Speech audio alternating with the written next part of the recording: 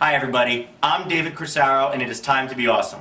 I am here at the 4F Vectors Convention in Batavia, New York, and I have the extreme honor to have Steve Beam here on our show today. Steve, thanks for coming on. Thanks, Dave. Appreciate it. Now, for those of you who do not know, I'm sure most of you do, Steve Beam is the collector, originator, author, overall god of the semi-automatic card trick series, which right now is up to seven volumes of semi-automatic card tricks.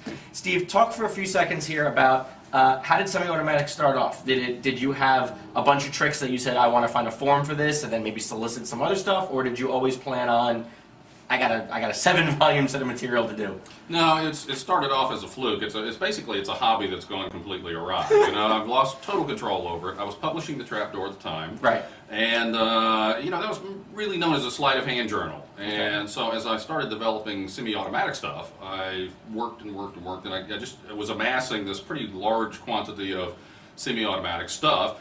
And actually, I had enough for probably 2.5 to 3 volumes on the front end. Right in the beginning. Right at the beginning of my own stuff, just stuff that I really didn't think I should stick into the Trapdoor because it was a sleight of hand journal for the most part. All Steve Beam stuff. It was all Steve Beam stuff at that time. Yeah, and so in fact, in the introduction, if I remember correctly, at the end of volume one, beginning of volume 1, I said, if you like this kind of stuff, I've got volume 2 waiting in the wings. And I actually had really volume 2 and a good bit of volume 3 waiting in the wings, but I didn't want to never come out with it and just go, you know, if volume 1 crashed and burned, I didn't want to be sitting on there with people expecting 2 more volumes coming out from me. So I figured, if you like it, I've got 1 more, and then pretty much just kept sneaking additional volumes in there just because it's a passion that's just gone nuts.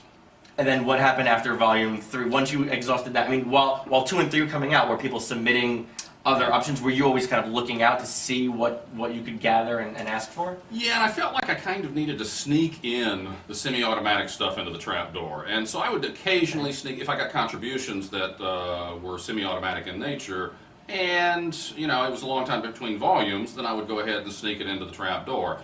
But really, I started getting contributions at a rate that just far exceeded what I could ever sneak into the Trapdoor, so I thought, well, you know, I really am smitten with this branch of the art. I mean, I love it all, but the semi-automatic piece is mentally challenging for me while I was doing the sleight of hand journal, and so I just said, yeah, well, let's go ahead and maybe do 1 more volume. And it was always 1 more volume, 1 more volume. And in fact, in volume 7, if you look through volume 6 and 7, which actually came out together, that was another fluke. It was not intentional, but anyway, they came out at the same time.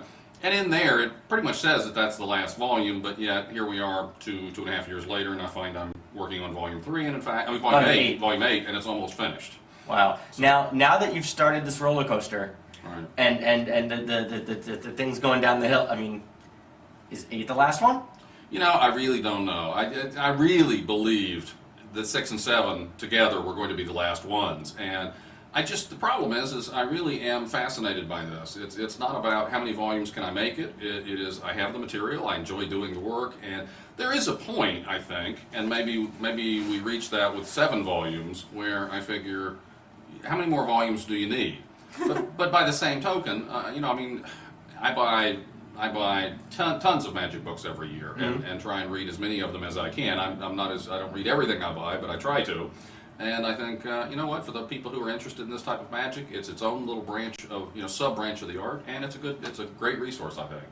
One of the things that I like about the semi-automatic is that while it's you know, effect, presentation stuff, you put the patter in there that you actually use, including all the jokes and all the little bits of business. I mean, you don't really hold anything back from that. No, in fact, while I don't do videos, because I think video you end up with a carbon copy of the guy. The different thing about that is if you put the presentation in a book, they read it in their own voice. And so and it's either funny to them as they read it or it's not. And if it's funny as they read it, then fine. It really would be something they ought to try and put into their act. If they were to hear me deliver it, you know, which they could in a lecture or show, but if they heard me deliver all the stuff, then I think we'd have a lot of people doing the exact same word-for-word pattern, and they would be doing it, I think, a lot in my voice. That's true. Which wouldn't work for them. That's true. So I wouldn't. It's like I wouldn't get patter off a DVD. I'm a big fan of books, but even if I were a big fan of DVDs, I wouldn't get presentation off a DVD. I would, you know, pick up a presentational point off of more likely to get it out of a book than I would out of a DVD for that reason.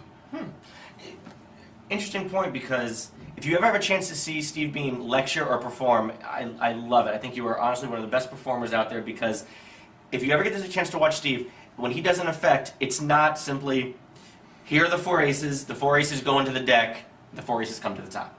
Nor is it campy in this sort of, my grandfather showed me 10 years ago, and there's soft music playing in the background while cello, Right.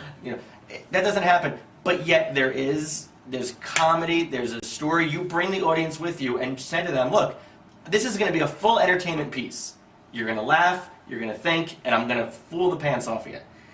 Is that important to you, to make sure everything that you touch is complete? Absolutely. I mean, we all go through that stage where we're happy just to take 4 aces, put them in the middle of the deck, and produce them in some fancy way.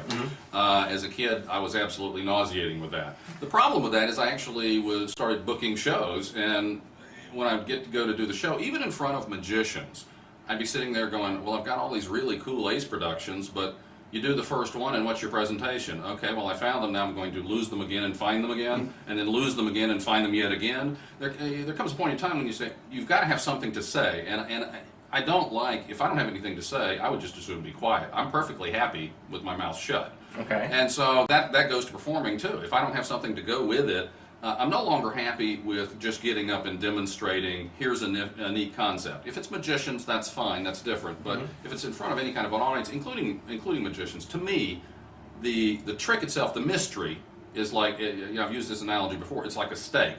If you go out to a fine restaurant that makes great steaks, you don't just order a steak. A steak is the star of the meal, but you don't just order the steak. You want the salad, you want the potato, and even the potato. A baked potato. Well, do you just get the potato? No. You put butter, sour cream, bacon bits, chives, anything else that, cheese, whatever they've got back in the back, the thing, dump on top of it. So for me, it's like going for the steak. I don't want just the steak. I want all the stuff with it and the trimmings. And that, to me, makes the complete package. The other thing I believe is when I write the books, I try and make the books, to take that a step further, when I write the books or the trap door, I try to make it fun to read. So if you don't like the tricks, you'll enjoy reading it. If you don't like reading just the humor that goes with the descriptions, maybe you'll like the humor that's in the trick itself, the presentations. And if you don't like that, you'll like the trick itself, because the trick is original. So you've got at least 3, and if you don't like that, maybe the principle is original. So there's 4 shots. There's certainly 3 shots at liking it, but there's up to 4 shots at being different and you getting value for your dollar. I mean, this is not a commercial, this is just what I believe. Right. I've written about it in the books. It's just I feel strongly that the old idea about if you get 1 trick out of a book, you got your money's worth. Well, back in those days, they weren't paying $50 for a book, So now you got to get a little something extra. You got to get a little scuttle on the side. Well, yeah, and I've got people. Mike Close said in one of his reviews, he said the first thing he did when he got a semi-automatic book was take a highlighter and go through and highlight the pattern. Because he wanted to. It's italicized, so I already highlighted for you. But he goes through and highlights the presentation because there are lines that he can use or concepts that he can use, and that's great. Transplant them and put them elsewhere. That's terrific because in it he got his value, or his value out of the book. Of course, since he got his free, that was an easy thing. It's a lot easier that way. It is. Now, just one final question here. When it comes to, if there's some younger viewers out there who have semi-automatic and things, is it important, do you give advice to say, look, work on the whole package, the pattern, the presentation, or is that Steve Beam's thing, and you guys do what you want? I think you're nuts if you don't. I think the other thing is while there are books on semi-automatic, if you see me do magic, at any convention, you will see slides. You'll see. Hopefully, you won't see the mechanics of them, but you will. But you will see slides. And it's not to say that I don't do self-working tricks. I do hopefully an act or a presentation that is built around most of the time. Even if I'm doing trapdoor material, it's built around sleight of hand stuff. But if I'm doing semi-automatic, it's really built around the mystery, which may be semi-automatic or self-working itself. But there are slides getting into it, slides getting out of it, and so the thing I push with folks who read my books, particularly younger magicians who are getting into it, is number one, you can do semi-automatic stuff, and you can do that exclusively if you wish. I don't, but you could. But don't overlook the slides. You need a good force. You need a good control. In fact, it's nice to have 1 or 2 depending upon your venue. If you perform standing up, you need a different control than if you're also going to perform seated. False shuffles. You need a couple of good false shuffles. Again, depending on the venue you're in, the performing conditions, the angles, and everything else. So I think the completeness issue is both sleight of hand and semi-automatic go together, and think about it. Most of your semi-automatic, if you've got a deck of cards that's brand new deck out of the case, 2 Pharaoh shuffles and you can be in Cy Stebbins. All right, or if you've done Out of This World, you got red here and black here, 1 Pharaoh shuffle, and you're in set up for Gilbert. So you need to have combine the sleights with it. That's number one. Number two, on the presentation side of things, yeah, I just think you've got to find your character, and it takes a while to do that. So the young ones, the young folks, good luck. They say, try and figure out what your character is. It's very difficult. I've seen you perform. You have a character when you perform, and you put in part of you that's original. It goes into your material, and that's what makes it entertaining to watch. That's the same thing I try and do. I try and figure out what do I bring to the table that's different than everybody else, or what experiences or what thought processes, and put that in. Well, the problem is when you're young, you've barely got enough time to learn the magic itself. And I think you've got to try it. Part. Exactly, and I think you've got to try it and try it and try it, and then hopefully you stick with a trick long enough to figure out what works with it. Because the other thing, I was doing magic for a lot of folks last night, and some of that stuff goes back to stuff I was doing in the 70s. Most of it was stuff from the 90s and the early 2000s, but I still do stuff still in your repertoire. Once I wrote the pattern to it, then I got the pattern honed. At that point, it was a keeper, and I never let those go. I may let a trick go where I produce 4 aces. That stuff goes, and some of the sleights I learned that I don't use anymore, those go. But once I get the presentation with it, and it's got a complete package, that's gold for me. And so I keep them forever.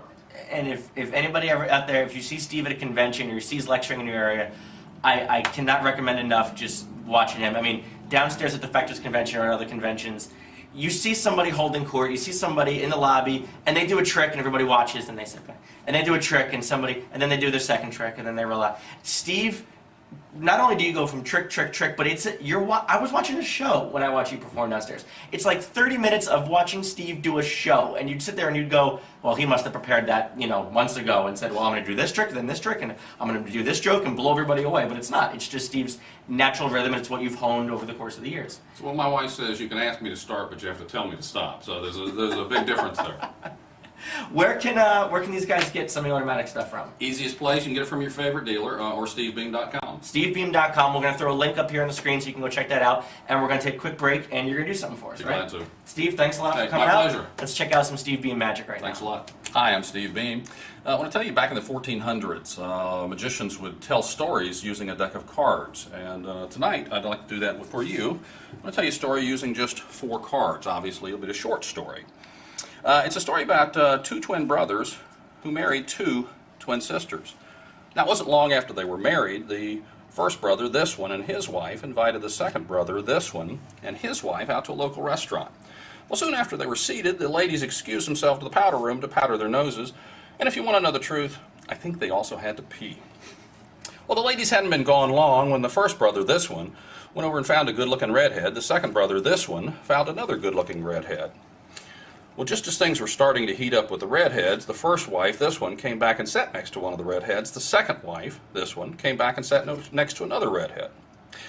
Well, needless to say, there was a lot of rearranging of furniture going on, and it wasn't long before the first wife, this one, grabbed her husband. The second wife, this one, grabbed her husband and took them home and gave them the first, second, third degree. Now, I know what you're thinking. You're thinking, what happened to the poor, beautiful redheads? Well, not to worry, because it wasn't long after that. First redhead found her a good-looking redheaded guy. The second redhead, this one, found her a good-looking redheaded guy. And believe it or not, they got hitched, and they all lived happily ever after. That's my story, and I'm sticking to it. Thank you.